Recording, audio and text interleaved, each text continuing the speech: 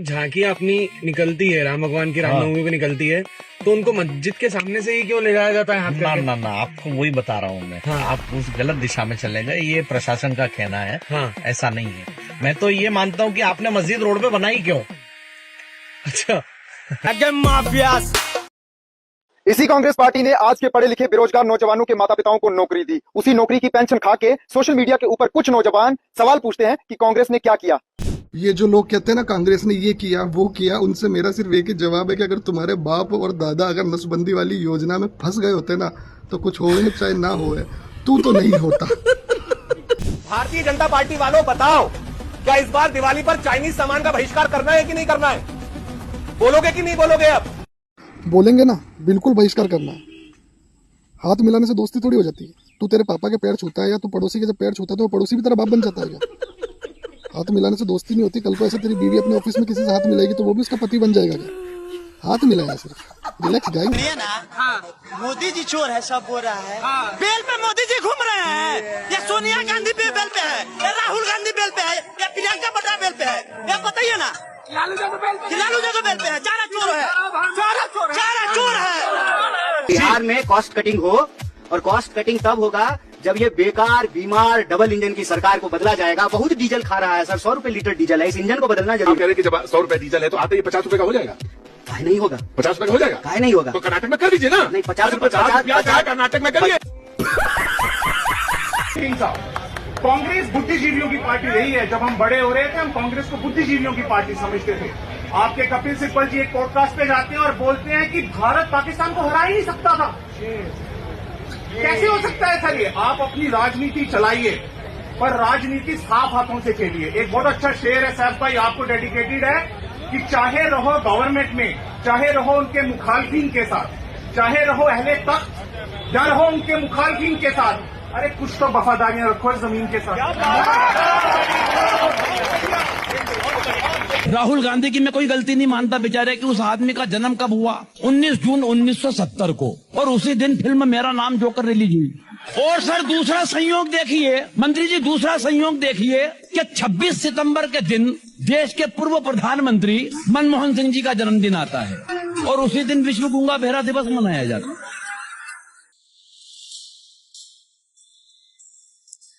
ये सब लिखेंगे बेटा, बहुत गाली देंगे आपके देश को। I deal with it every day. This index, that index, BBC, CNN, Washington Post, they have written a nasty article on you. And we have said that you guys are totally biased again. We are very polite. Remember beta, we are the children of Chanakya. Diplomacy इनके बाप को हम सिखा। We are the best in the world. Will you remember that? Yes. Don't be apologetic about it. And don't accept Bharat को गोरे की नजर से मत देखो, भारत को भारत की नजर से देखो। Yes. साहब अल्लाह ताला के पैगंबर हैं। किसने कहा? अल्लाह ने कहा है कि मोहम्मद साहब उनके पैगंबर हैं। तुम्हें कैसे पता? कुरान में लिखा है। कुरान पर भरोसा क्यों करें? ये अल्लाह की आयतें हैं जो अल्लाह ने मोहम्मद साहब को खुद बताई। ये कैसे पता कि आयतें अल्लाह की हैं? हमारे नबी ने खुद कहा है। अब नबी पर भरोसा क्यों करें? क्योंकि वो अल्लाह के पैगंबर हैं। महाराष्ट्र में आम लोगों को हिंदी बोलने के लिए मारा जा रहा है, और मारने वाले उसी सांस में बोल रहे हैं कि हम छत्रपति शिवाजी महाराज के वंशज हैं। मैं 2 साल से छत्रपति शिवाजी महाराज का जीवन स्टडी कर रहा हूँ। महाराज को 9 से ज़्यादा भाषाएं आती थी fluently, including Persian and Sanskrit. उन्होंने औरंगजेब को जो पत्र लिखा तो वो पर्शियन में लिखा है, और अपने पूरे कार्यकाल में उन्होंने मराठी ना बोलने के लिए किसी को सज़ा नहीं दी। छत्रपति संभाजी महाराज को 13 से ज़्यादा भाषाएं फ्लुएंटली आती थी। कहते हैं वो मुगलों से अच्छी पर्शियन बोलते थे।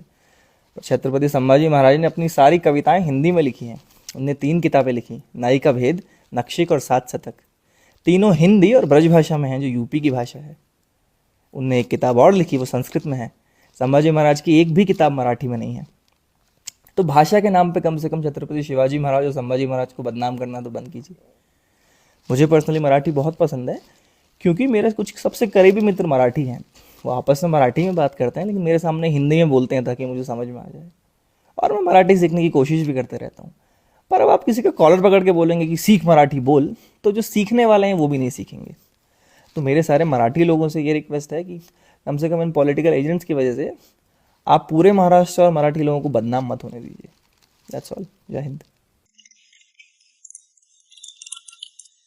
जिस तरीके से आज आनंद शर्मा जी ने कहा है कि अगर 500 टन सोना अगर हम गिरवी रख दें तो देश की स्थिति बेहतर हो सकती है, यानी एक बार फिर 1991 की याद होने लगी। सवाल फिर ये खड़ा होने लगा है कि जब देश की अर्थव्यवस्था क्या वाकई में बहुत हालत खराब है, क्या वाकई में अर्थव्यवस्था आईसीयू में भर्ती हो गई है।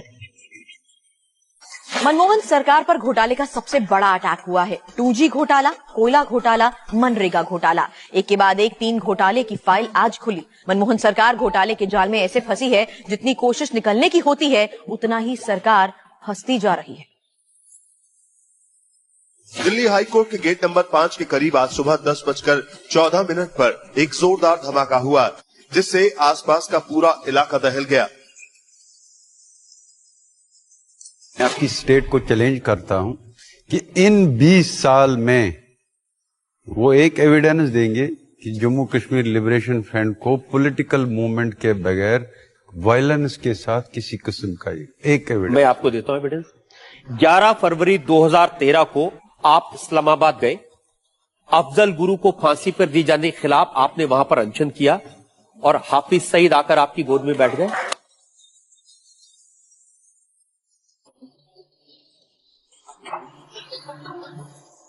हमने वजीर आजम से बात करी, हमने सोनिया गांधी जी से बात करी। सोनिया गांधी जी को उस हादसे की हमने तस्वीरें दिखाई तो उनके आंसू फूट पड़े और उन्होंने हाथ जोड़कर कहा कि ये तस्वीर मुझे मत दिखाओ, फौरन जाओ वजीर आजम से बात करो।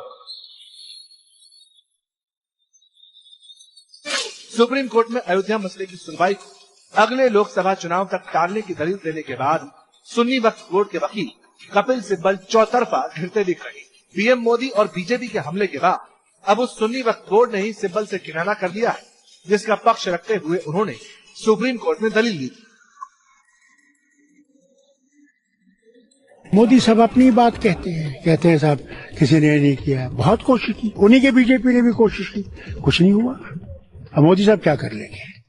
अब 370 की बात करते हैं, और कभी भी अगर वो 10 दफा भी हिंदुस्तान के प्राइम मिनिस्टर बनेंगे वो 370 को नहीं छू सकती।